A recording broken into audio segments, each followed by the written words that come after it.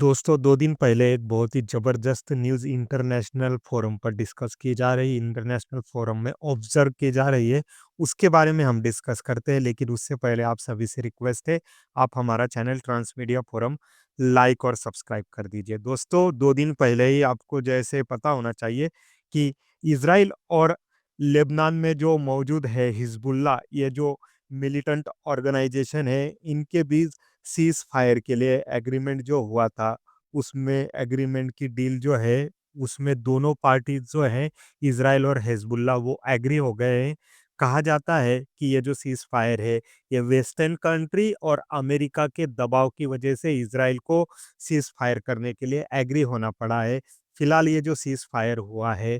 वो क्यों मायने रखता है और किस वजह से ये सीज़ फायर इज़राइल को करना पड़ा, उसके बारे में हम यहाँ पर देखते हैं। 7 अक्टूबर 2023 में हमास के जो उग्रवादी थे गाज़ा पट्टी से इज़राइल में घुसते हैं और वहाँ पर लगभग 1200 से 1400 इज़राइली जो सिटीज़न्स हैं उनका वहाँ पर कत्लेआम किया जाता है। उसी के बाद से हम देखते हैं कि इज़राइल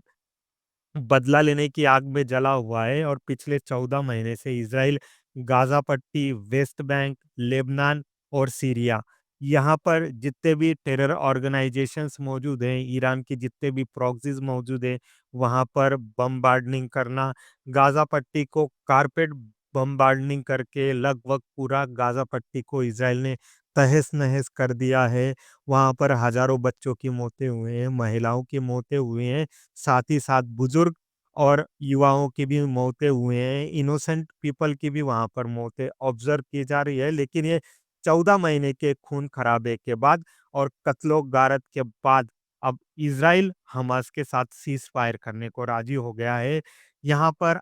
फ्रांस का और अमेरिका का उसके ऊपर बहुत ही ज़्यादा दबाव ऑब्ज़र्व किया जा रहा है। इंटरनेशनल मीडिया में बहुत ही ज़्यादा ये न्यूज़ चली है कि फ्रांस और अमेरिका के दबाव में इज़राइल हिज़बुल्लाह के साथ सीज़ फायर करने के लिए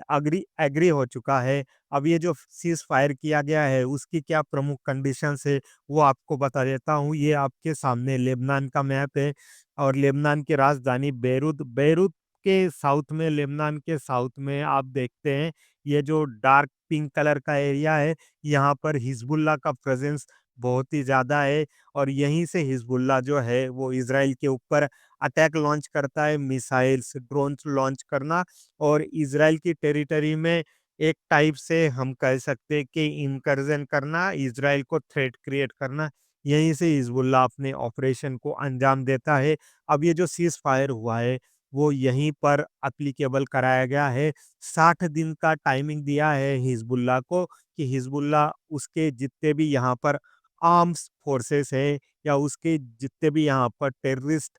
एम्यूनेशन लेके बैठे हुए हैं, वो 60 दिन के अंदर ये साउथ लेबनान रीजन को खाली करेगा। लेबनानी फोर्सेस जो है, लेबनानी आर्मी जो है, ये साउथ लेबनान को एक टाइप से हिज़बुल्लाह से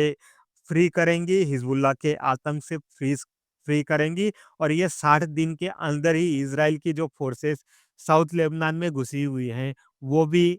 रिटर्न इज़राइल की बाउंड्री में रिटर्न आएँगी और लेबनान के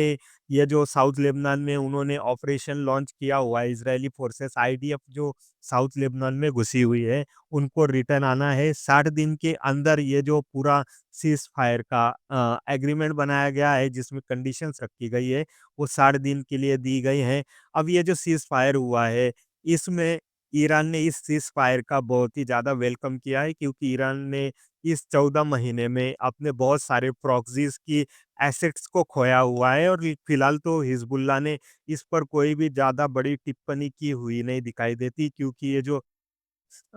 इज़राइल का और हिज़बुल्लाह का वॉर हुआ था, उसमें सबसे ज़्यादा कैजुअल्टी हिज़बुल्लाह को ही उठानी पड़ी है। हिज़बुल्लाह का जो प्रमुख था हसन नसरुल्लाह, वो इस वॉर में मारा जा चुका है और बहुत ही ज़्यादा पेजर से लेके मोबाइल अटैक तक हिज़बुल्लाह का बहुत ही ज़्यादा वहाँ पर एक टाइप से कैजुअल्टीज़ हमको देखी गई है। अब आने वाले समय में इज़राइल ये वेस्टर्न वर्ल्ड और अमेरिका के प्रेशर में सीज़ फायर तो कर चुका है, लेकिन इज़राइल ने ऑलरेडी वार्निंग दे के रखी है, अगर सीज़ फायर की कंडीशन मानी नहीं जाती है और सीज़ फायर का उल्लंघन होता है, तो उसको ऑपरेशन लॉन्च करना पड़ेगा और साउथ लेबनान से हिज़्बुल्लाह की जो पकड़ है या हिज़्बुल्लाह का जो नामो-निशान है, वो उसको वहाँ पर मिटाना पड़ेगा। तो आने वाले समय में हम देखेंगे कि अमेरिका प्रशासन या बाइडेन प्रशासन के पास ये जो 2 ढाई महीने बचे हुए हैं, जिसमें वो मिडल ईस्ट में शांति करवाना चाहता है, साथ ही साथ पूरा फ़ोकस जो है, वो यूक्रेन और रशिया के वॉर में अपना फ़ोकस डालना चाहता है। यूक्रेन और रशिया का जो वॉर चालू है, उसको और भी भड़काना चाहता है, नाटो देशों को वहाँ पर और भी इन्वॉल्व करना चाहता है ताकि यूक्रेन और रशिया की वॉर जो है, वो और ज़्यादा भड़क सके और पुतिन को और ज़्यादा वहाँ पर भड़काया जा सके। तो आने वाले समय में राष्ट्रपति जो बाइडेन जो है, डोनाल्ड ट्रंप के लिए एक चुनौती साबित होने वाले हैं, एक चुनौती भरा माहौल देखे जाने वाले हैं, मिडल ईस्ट की आग शांत करके